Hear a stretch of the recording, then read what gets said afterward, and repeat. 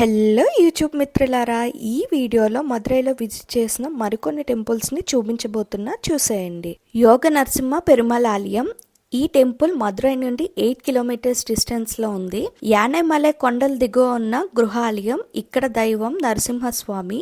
ఈ టెంపుల్ పాండ్యరాజుల యొక్క గృహ శిల్పకళకు ఒక ఎగ్జాంపుల్. సోలైమలై మురుగన్ ఆలయం. ఈ టెంపుల్ మదురై నుండి 25 కిలోమీటర్స్ డిస్టెన్స్ లో ఉంది. సోలైమలై కొండల దిగువ ఉన్న ప్రసిద్ధ హిందూ దేవాలయం ఇది. 13వ శతాబ్దంలో తమిళ పాండ్యరాజులచే నిర్మింపబడింది.